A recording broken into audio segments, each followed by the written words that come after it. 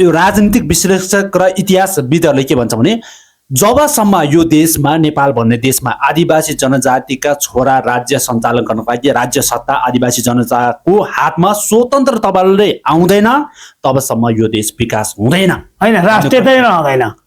त्यो भन्ने कुरा गरेको छ। तपाईको यो धारणामा तपाईले स्पष्ट क्लियर कट कुरा गर्नु पर्यो। तपाईले स्पष्ट तपाईले बडो गम्भीर कुरा उठाउनु भयो। यो कुरामा जसले भन्यो भने त्यो सत्य छ, जसले बोल्यो कुरा सत्य छ। जबसम्म यो देशमा पछाड र मछाड हुन्छ, झै झगडा हुन्छ, यो देशको आदिवासी जनजाति सिपाहीको रूपमा बसिरहेछ वरिपरि, जसले देशको रक्षक भन्छ जबकि आदिवासी जनजाति विशेष गरेर तामाङ जातिहरू हिमाली तराईवासीहरू रहन्छ। तर यी वर्ग र यी जातिहरूले जबसम्म देशको शासन व्यवस्था र राज्यको बागडोरमा पुगेर राज्य सत्ता चलायो भने यो देश रहन्छ, साँच्चै यो देशको राष्ट्रियता रहन्छ, नेपाल र नेपाली रहन्छ। नत्र भने कर्कलाको पानी जस्तो हुन्छ।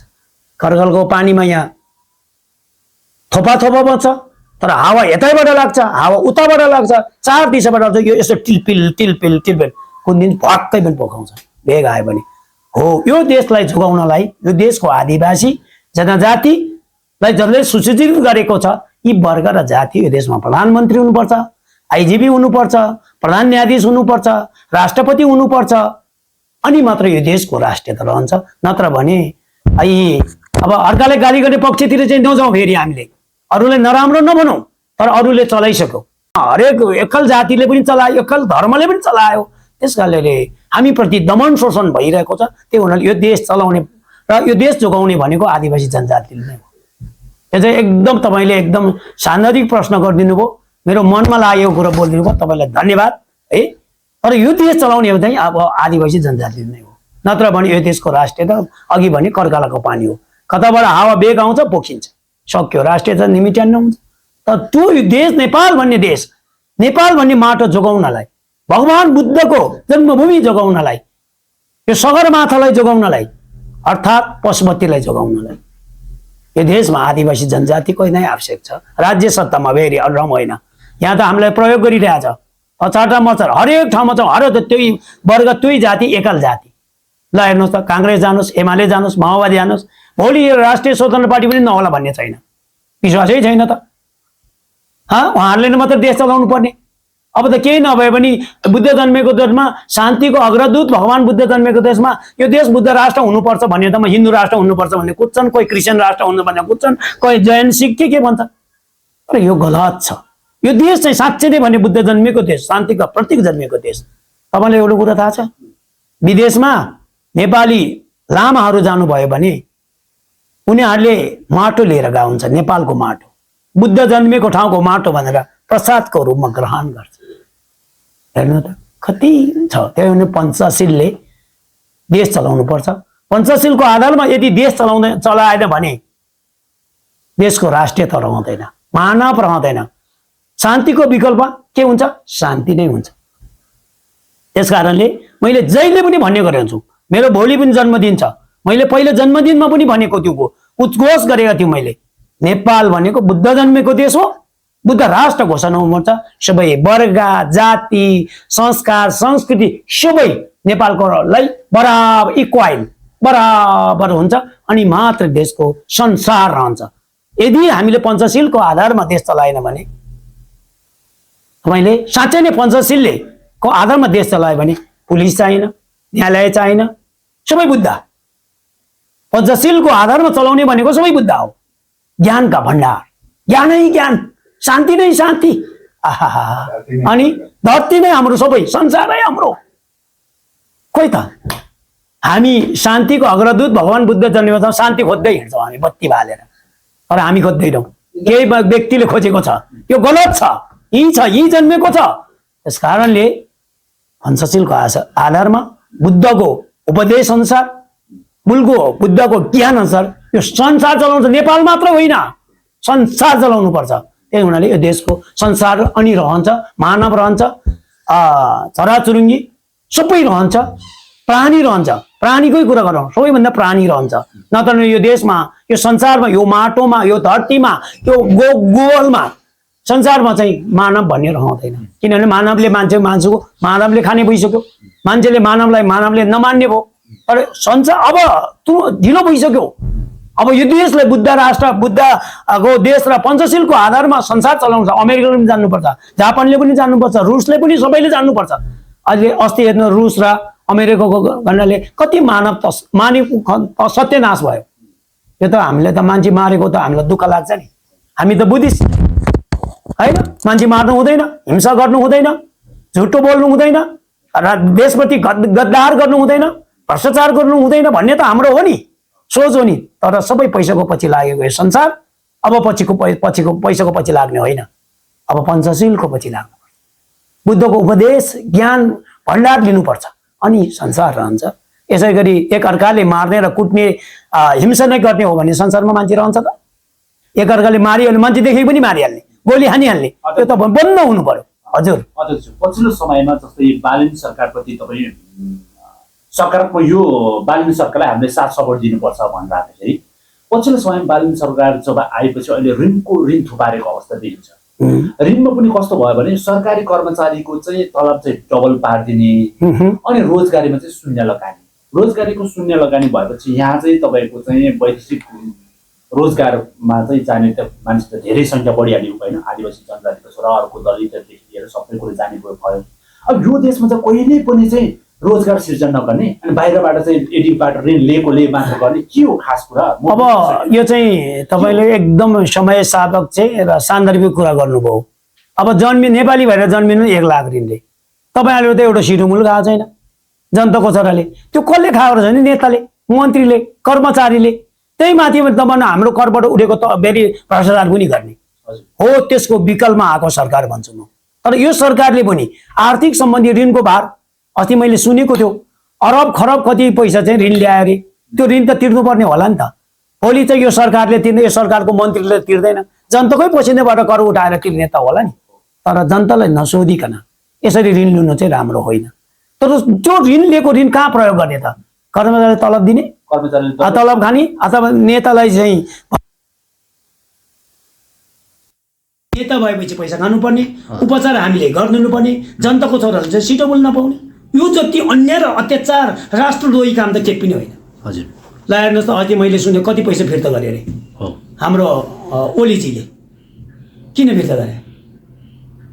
सरकारको दमन त देख्यो होला नि, जेनजी सरकारको सहकारीको पनि त्यस्तो गरिदिएको छ।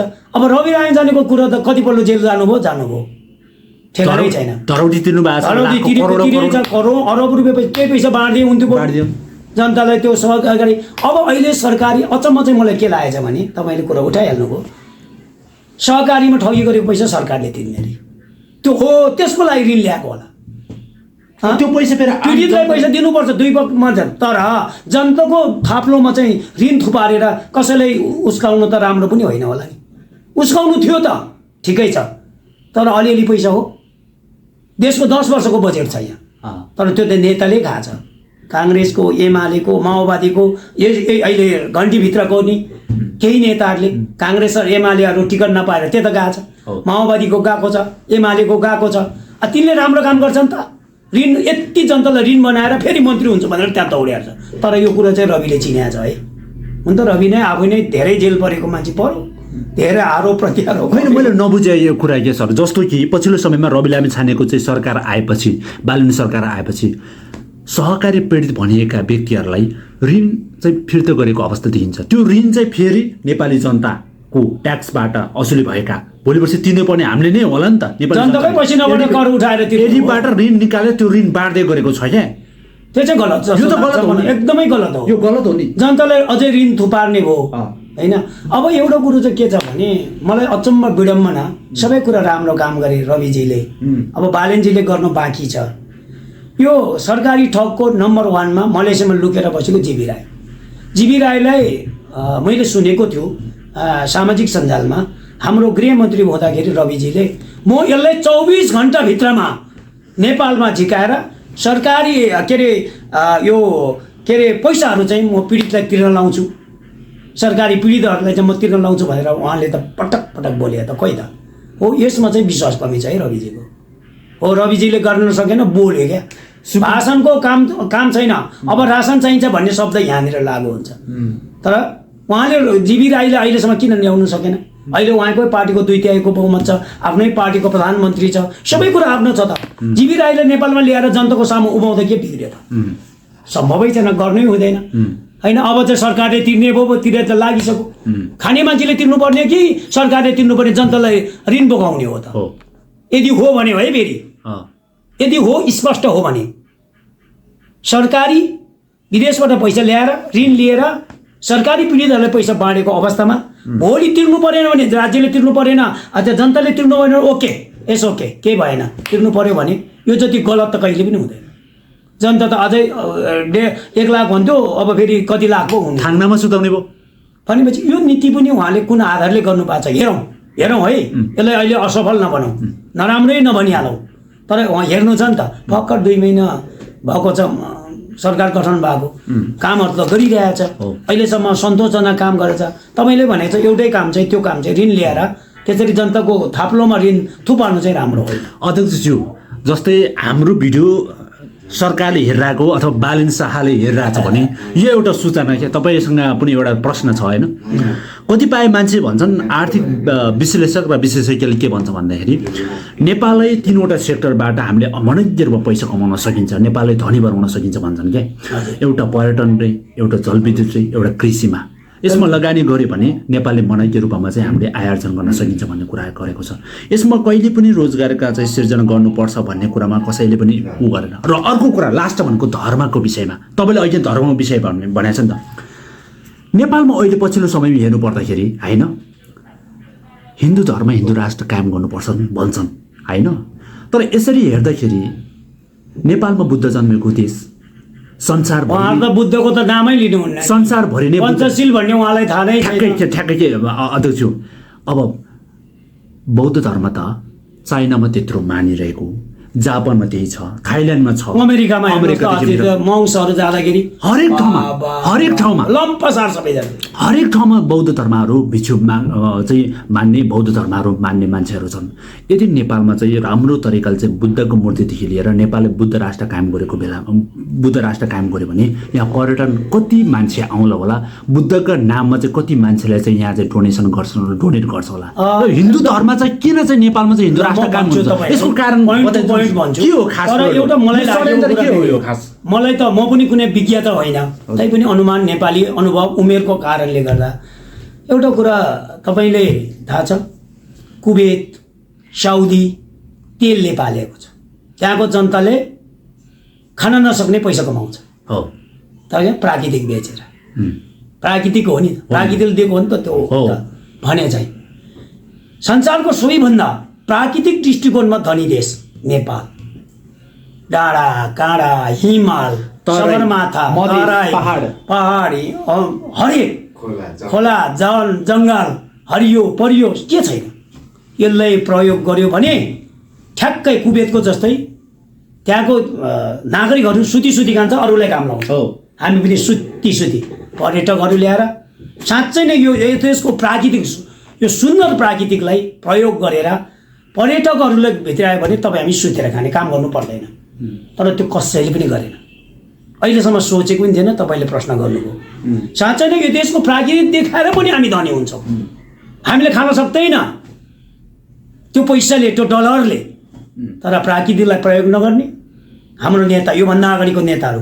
खालि माग्ने ऋण फेरि यो सरकारले पनि माग्यो भने त दुःख लागेको छ खालि ऋण माग्ने अर्काको भरमा कति दिन खान्छौ है अर्काको भरमा तपाईँले अर्काले सिकाएको कुरो त जति सिकायो त्यति भन्ने हो नि त तपाईँ अध्ययन गर्नुहोस् पढ्नुहोस् त तपाईँले इतिहास भन्न सकिन्छ बिना अध्ययनको बोल्यो भने गाह्रो छ र अर्को कुरो हामी नेपालीहरू त्यति धनी हुन्छ तपाईँ हामी विदेश जानु पर्दैन मर्नु पर्दैन बक्सामा सुती खानु पाउँछ त्यो आइडिया सरकारले चाह्यो भने म दिन्छु अहिले भनेर काम छैन लामो समय हुन्छ है मलाई माग्यो भने बालेन सरकारले भन्यो भने कसरी यो देशको नागरिक विदेश जानु पर्दैन यो प्राकृतिकलाई कसरी प्रयोग गर्ने भने मलाई सोध्नुहोस् उहाँ चाहिँ इन्जिनियर पनि हो हाम्रो सम्माननीय प्रधानमन्त्रीज्यू अध्यक्षज्यू एउटा क्वेसन क्या यसमा फेरि अर्को क्वेसन आइहाल्यो होइन तपाईँले सोध्न चाहे त्यसो भए 230 वर्ष अगाडिदेखि शासन गरिँदै आएको यत्रो परिवर्तन भयो, यत्रो चाहिँ 50-60 जना त प्रधानमन्त्री भइसक्यो होइन, करिब त्यति भयो, पटक पनि भइसक्यो होला,